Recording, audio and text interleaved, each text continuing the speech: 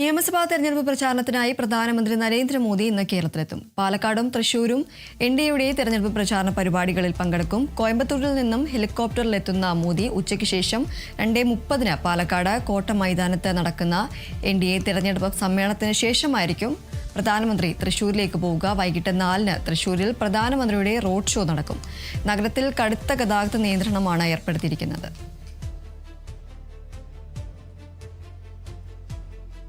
പ്രധാനമന്ത്രി നരേന്ദ്രമോദി ഇന്ന് കേരളത്തിലെത്തും. നിയമസഭാ തെരഞ്ഞെടുപ്പ് പ്രചാരണത്തിനായാണ് പ്രധാനമന്ത്രി ഇന്ന് കേരളത്തിലെത്തുന്നത്. പാലക്കാടും തൃശൂരിലും എൻഡിഎയുടെ തെരഞ്ഞെടുപ്പ് പ്രചാരണ പരിപാടികളിൽ അദ്ദേഹം പങ്കെടുക്കും.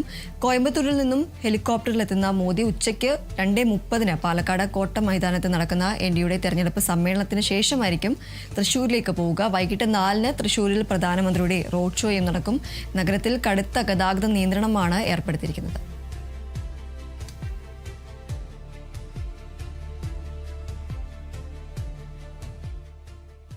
മുഖ്യമന്ത്രി പിണറായി വിജയൻ ഇന്ന് മലപ്പുറത്തെത്തും. മലപ്പുറത്തെ LDF തെരഞ്ഞെടുപ്പ് പ്രചാരണ റാലികളിൽ മുഖ്യമന്ത്രി ഉദ്ഘാടനം ചെയ്യും. രാവിലെ നടക്കുന്ന വാർത്താ സമ്മേളനത്തിന് ശേഷം തിരൂർ, പൊന്നാനി മണ്ഡലങ്ങളിലും വൈകിട്ട് തവനൂർ, പെരിന്തൽമണ്ണ മണ്ഡലങ്ങളിലുമാണ് മുഖ്യമന്ത്രി റാലികൾ ഉദ്ഘാടനം ചെയ്യുക. ജില്ലയിലെ UDFും LDFും തമ്മിൽ ശക്തമായ മത്സരം നടക്കുന്ന സാധ്യതയുള്ള മണ്ഡലങ്ങളിലാണ് മുഖ്യമന്ത്രി പ്രചാരണത്തിനെത്തുന്നത്. അതേസമയം SDPI പിന്തുണയടക്കമുള്ള വിവാദ വിഷയങ്ങളിലടക്കം മുഖ്യമന്ത്രി കൂടുതൽ പ്രതികരണങ്ങൾ നടത്തുമോ എന്നതും രാഷ്ട്രീയ കേരളം ഉറ്റുനോക്കുന്നുണ്ട്.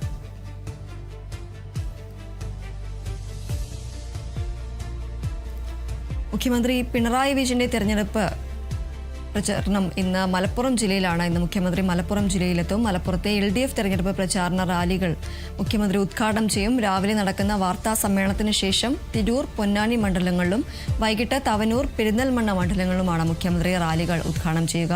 ജില്ലയിൽ UDFും LDFും തമ്മിൽ ശക്തമായ മത്സരം നടക്കുന്ന സാധ്യതയുള്ള മണ്ഡലങ്ങളിലാണ് മുഖ്യമന്ത്രി പ്രചാരണത്തിനായി എത്തുന്നത്. SDPI പിന്തുണയടക്കമുള്ള വിവാദങ്ങളെല്ലാം കത്തി നിൽക്കുന്ന ഒരു സാഹചര്യത്തിൽ മുഖ്യമന്ത്രിയുടെ കൂടുതൽ പ്രതികരണങ്ങൾ എന്തൊക്കെയാണ് എന്നത് തന്നെയാണ് രാഷ്ട്രീയ കേരളം ഉറ്റുനോക്കുന്നത്.